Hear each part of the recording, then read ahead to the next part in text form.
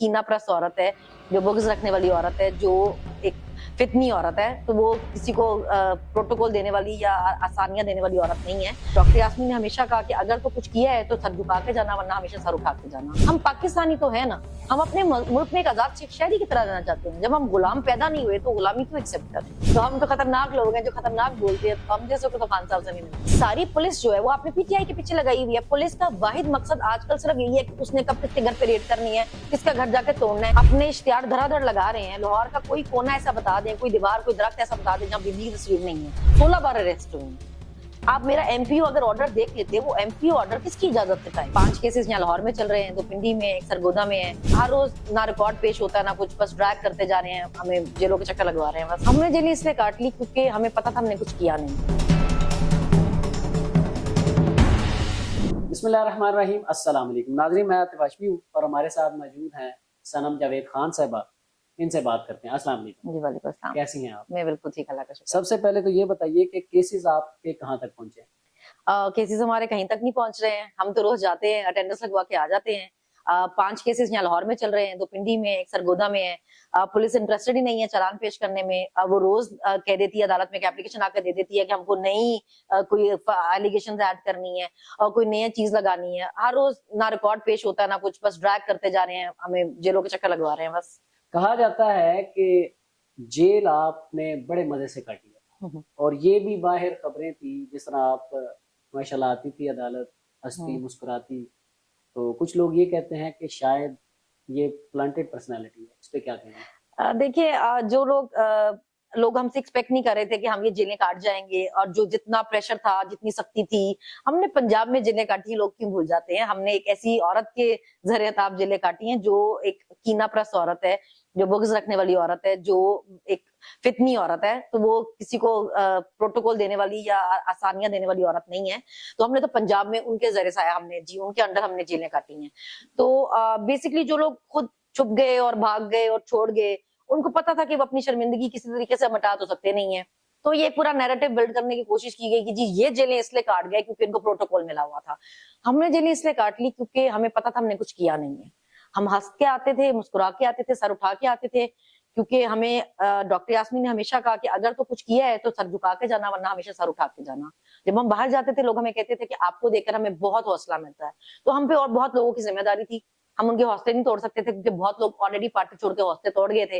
तो हमने ये जिम्मेदारी ली और हम हंसते मुस्कुराते आए और हिम्मत से आए। वही सवाल कि बहुत सारे लोग जो थे उन्होंने सरे तस्लीम खम करने में ही आफियत जानी। तो आप जो एक लड़की जो सोशल मीडिया इन्फ्लुएंसर थी, बात करती थी, वो अचानक से एक सियासी तहरीक के साथ हो ली। तो आपको कभी लगा नहीं कि आपको भी यार छोड़ें यार, जिंदगी एंजॉय करते हैं? बात यह है कि ये मुल्क जो है, हमने बहुत, हमारे बुजुर्गों ने कुर्बानियों के बाद लिया। तो अगर आपने इतना कुछ कुर्बान करके एक आजाद मुल्क बनाया है कि आप वहां आजादी से रह सकें और आपको उस मुल्क में बोलने तक की आजादी ना हो, तो क्या फायदा उस मुल्क में रहने का?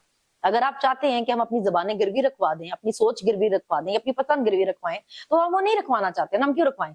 हम चाहे सियासी वर्कर हैं या पॉलिटिशियन थे या नहीं थे, हम पाकिस्तानी तो है ना। हम अपने मुल्क में एक आजाद शहरी की तरह रहना चाहते हैं। जब हम गुलाम पैदा नहीं हुए तो गुलामी क्यों एक्सेप्ट करें? इमरान खान साहब से मुलाकात कभी हुई? नहीं जी, खान साहब से मुलाकात जो है वो मेरा नहीं ख्याल हो सकती। मैं तो बहुत बार गई हूँ, इजाजत क्यों नहीं हो लेकर भी सकती गई हूँ। आपकी मुलाकात? बस बहुत सारे मतलब जो अंदर बैठे होते हैं उनकी हम कोई अंदर बैठे से क्या मुराद? जी जो पार्टी के अंदर के लोग हैं या किसी और तरफ नहीं जी, बैठे? पार्टी के अपने लोग भी तो बेचारे, वो उनका जेल पे कंट्रोल थोड़ी है जी। जो जो कर्नल साहब बैठ के अंदर कंट्रोल करते हैं ये जेल का सारा निजाम, उनको, उनकी तो जाहिर है हम जो हिट लिस्ट में है ना, हम तो पसंदीदा है ही नहीं। तो हम तो खतरनाक लोग हैं जो खतरनाक बोलते हैं, तो हम जैसे को तो खान साहब से नहीं मिलने देंगे। अब एक सवाल जो आपसे मैं करूंगा, पूरा पाकिस्तान उसका जवाब जानना चाहता है कि खान साहब की रिहाई कब और कैसे मुमकिन है?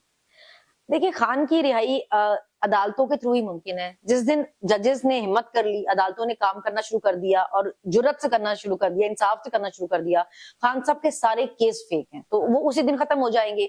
अगर आप अदालतों को काम करने देंगे तब, अगर आप उनकी फैमिलीज को ब्लैकमेल करेंगे, थ्रेटन करेंगे, उनको उनके घर पे आप बिजली के बिल 4-4 लाख भेज देंगे अगर वो आपको लेटर लिखे। मतलब अब तक कितने जजेस जो लेटर लिख के बता चुके हैं उनको कैसे प्रेशराइज किया जा रहा है, इस पे क्या एक्शन लिया गया है? कोई भी नहीं। जब तक आप अदालतों को, जजेस को काम नहीं करने देंगे, तब तक ये इस तरह चलता रहेगा ये निजाम। नहीं, वो तो कहते हैं अदालतें आजाद हैं, पार्लियामेंट जो है वो सुप्रीम है, तो पार्लियामेंट कानून साजी करेगी, अदालतें जो है उसके मुताबिक चलेंगी। नहीं, ये तो जी हमारे जमाने में वो कहते थे कि जी जो है अदालतें जो हैं वो सुप्रीम है। अभी तो वो कहते हैं जी पार्लियामेंट सुप्रीम है, क्योंकि वो खुद हुकूमत में बैठे हुए हैं। देखिए 26वीं आईनी तरमीम जो आई है, अगर अदालतें और जजेस इतने आजाद होते तो ये नहीं आती ना। ये आपने जजेस को कंट्रोल करने के लिए, आइन को, कानून को कंट्रोल करने के लिए बनाई है ना, कि आप सीनियरिटी छोड़ेंगे, कोई भी जो सीनियर है उसको छोड़ के आप लाइन में से कोई भी उठाएं जज और अपनी मर्जी का लगा दें। तो वो तो अब तो ये काम चल रहा है ना। पाकिस्तान तहरीक इंसाफ को कहा जाता है कि ये एक फसादी जमात है, इंतशार पसंद लोग हैं। आम सोशल मीडिया पे जो कोई भी जमात है दूसरी, जो आपके ओपोनेंट हैं, वो ये कहते हैं कि ये चाहते नहीं है मुल्क के हालात बेहतर हो, जबकि मुल्क तरक्की कर रहा है। आप हमारे जलसों से अंदाजा लगा रहे हैं। मरीम साहबा कहती है, उनकी टीम कहती है कि जी हमारे तो जलसे बड़े कामयाब हैं, लोग हमें वेलकम करते हैं हर जगह। तो आप क्या इस पे कहेंगी कि ये मतलब आप वाकई नहीं चाहते कि पाकिस्तान तरक्की करे? देखिए हम अगर सवाल करते आपको बुरे लगते हैं, अगर हम जवाब मांगते आपको फसादी लगते हैं, तो ये हमारी गलती नहीं है। हम कोई गूंगे बहरे नहीं है। हम दिमाग रखते हैं, शऊर रखते हैं, सवाल करना जानते हैं। और जब आप ओहदों पे बैठे होते हैं तो आपको जवाब देने का ज़र्फ रखना चाहिए। फिर अब आप लोगों को ये कह के मुंह बंद नहीं करा सकते कि जी आप इल इन्फॉर्म्ड हैं, या आप जाहिल हैं, या बदतमीज हैं, या आप गुमराह हैं। सवाल करेंगे, क्योंकि उससे अगर आपको फितना फसाद लगता है तो मतलब आपका काम ठीक नहीं है। देखिए अभी भी जैसे मुझे कि बहुत सब लोगों ने कहा कि जी आप बड़ा सख्त बोलती हैं, ये बड़ा सख्त सवाल करती हैं।